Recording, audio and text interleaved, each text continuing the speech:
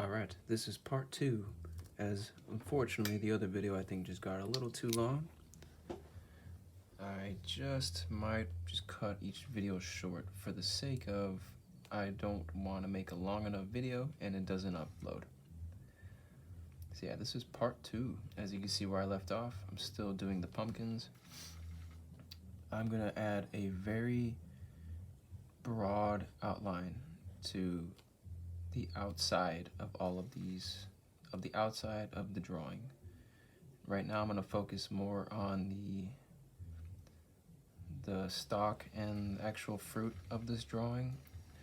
Second, then I'll go ahead and start working on the details, which is all the vines and such. And try to start working interminglingly through them all. Yeah, this is gonna look really cool. It's got what I envisioned, a very fall aesthetics theme involving kind of like that, like a gift card looking illustration. I'm kind of butchering what I was really thinking, but primarily something that is full of ink and allows the contrast to start to show. Let's see, and usually when I go about these, I go ahead and put some music on, which I have at the moment. I got my little iPod playing through my ear, so I can still kind of discuss and think out loud. And whoa, I'm glad I'm not sharing what I'm listening to. It's pretty explicit. It's crazy. But as you can see, it's coming together. I'm gonna just go ahead and keep adding in all these little details while just discussing about how far I think I've came when it came to this style of art, especially when it comes to just using pen. Pen has always been a huge challenge for I think almost every person that tries to draw, for the sake of you can't erase your mistakes. So you have to work with your flaws. You have to learn to just go with the flow of the ink master, you know? And through that's where you get to develop a little cool aesthetic style of yours. Some people are very clean, patient, diligent. After years of drawing, I've noticed I could be a tad of both, but I really try to push more toward the gestural and loose-handed person. It may not look loose what I'm doing right now, for the sake of my fingers are kind of like structured, but it's not as planned out as everything else in the drawing would be. Like right now I'm just freestyling and trying to at the same time create that visualization of fall, autumn, what would you call it? What's it called? Not gross. Not produce. Vegetation. So vegetation sometimes could just be, it's very wild. So there's no right or wrong. So that's what you see me doing here. Just doing a bunch of just random, I would say sharp points, and then even curvatures to symbolize like leaves and branches. And with this part, it's just feel free to make mistakes. There's no such thing as a perfect branch, you know. And while saying that, it doesn't mean to just completely just scribble, because you'll learn after doing that, you'll kind of just make the illustration or your idea too broad, and then when you want to go back into outline or narrow in the drawing or the illustration, it's just going to be everywhere, you know, because there's just so many lines and so many indents and so many directions that you could take it. So I guess after a while you'll learn to just be consistent with whatever comes first, and then from there your style truly just starts to evolve. And this is the stage where you want to make mistakes but not be too freely with your mistakes, you know, because they're gonna happen. Like I've already had several in here I could point out, but I'm just not going to, because I don't, you know, I'll do it after. I'll do it after this is all done. But yeah, I hope everyone's having a good day. It's September 30th still. Yeah, this is the part 2 of the video. But for those people that haven't watched it, there's a part 2, just kind of just starting this drawing off and why about I'm doing this in the first place, I guess. But it's gonna be really cool once this is done, and my goal is to have the majority of it completed by the end of this video, and without trying to give myself a short deadline. And if it doesn't, if I look at the time and I still have enough, or I still have a, you know, if I went over the time limit, I'm gonna just make another part 3, because this is gonna be a very fun exercise that I wouldn't mind sharing with you, and maybe whoever's watching, if you're watching this, if you want to draw, hope you're drawing with me.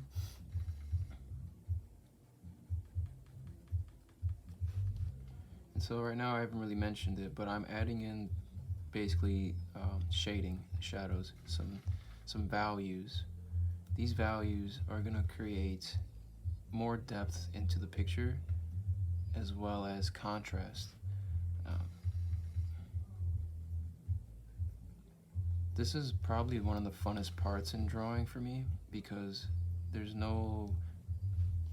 a right or wrong way, but as you can see, I'm being very somewhat careless with my brushstrokes, and it's just to assimilate light. And since light has value, all you really need to do to start building values in a drawing is to, I like to kind of think, if not start at the mid-tone or the shadows. And so right now, let's say I'm doing just the mid-tone of a shadow. And the intention, I guess it's, right now this is considered, I think, it's not cross-hatching, but it's just hatching. I'm just hatching away, creating an illusion of light source. And this is already starting to make the drawing come out a lot.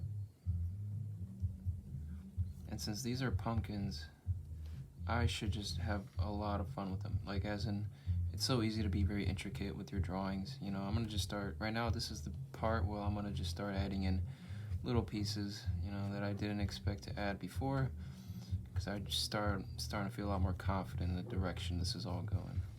And the thing about doing this is it's gonna exercise your mind to be more confident in your brushstrokes and allow you to be more flexible with your hand gestures and your creative stylus, in essence. You know, there's so many ways you could go about inking something. I like to use like more of a felt tip.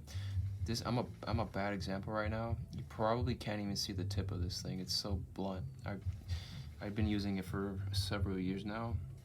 I'm surprised it's still alive, but it's still got ink, so I'm just kind of using it as it goes. I kind of like how it has the, it's like very rough, sketchy aesthetic to the pen. Like, it doesn't have clean lines to it.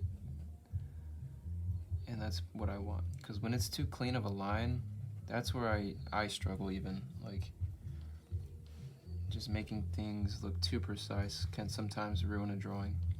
And with Inktober, you want to have as much flexibility and the most kind of like fun you could have with the ink. So this is, I think, a good outlet for me to just go ahead and, you know, scribble without creating a mess, if that makes sense. But as of right now, this is looking really cool. I'm gonna just start adding in the shadows from the bottoms here.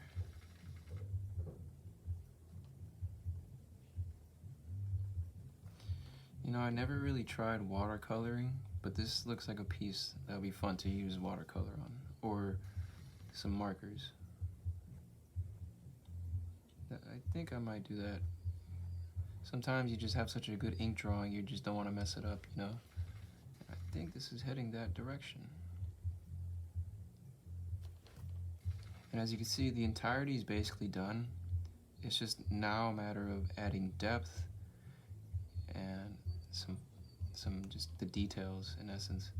I personally like to have things with more of a broader outline on the outside, just so it pops more when it, especially if it comes to printing or just the overall aesthetic looks really nice with just nice broader outlines on the out, just to be more distinct. Kind of gives it that stampy look even. I don't know if that's the right term, but as you can see, it's coming out pretty cool. The original intention too was to make these like jack-o'-lanterns, but I think just the autumn fall concept is just as cool. Plus, sometimes drawing jack-o'-lanterns can be a little tricky sometimes. You know, finding where the holes go and all such and such. But yeah, this is looking pretty cool. I'm gonna give myself exactly, let me look at the time. Oh, 11 minutes, not bad, okay. That being said, I'm gonna just go ahead and give myself 1 more minute to finish the entire outline. And then we'll see how it looks from there. So yeah, let's do a timer.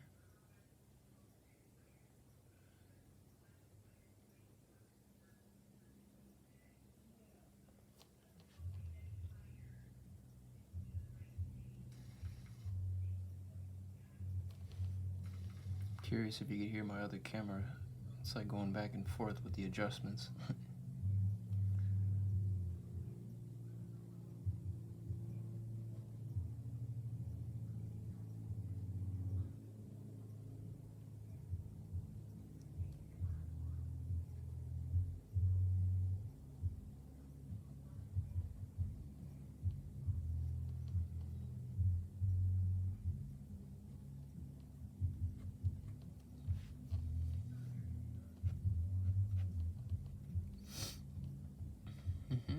I think that's pretty much it, you know? I could keep adding on to it, but I think, if anything, it's just this side that needs a little TLC.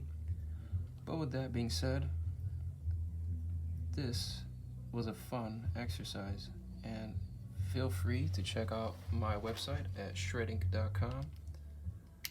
That is where most of my content and services are available for contact and information. So, with that being said, check this out. If anything, I think it's a really cool drawing. You know, especially when it comes to inking something, it's either a hit or miss in essence. You know, you're either gonna mess it up, or it feels like you're gonna mess it up with just one wrong stroke in a pen, or you make that one mistake you did with that pen and just make a masterpiece. You know, or not a masterpiece, but a work of art, technically. But yeah, thank you for tuning in and watching. These videos make me happy. They make me happy, and I hope I could share some insight. But yeah, with that being said, peace out, guys, and much love. Peace.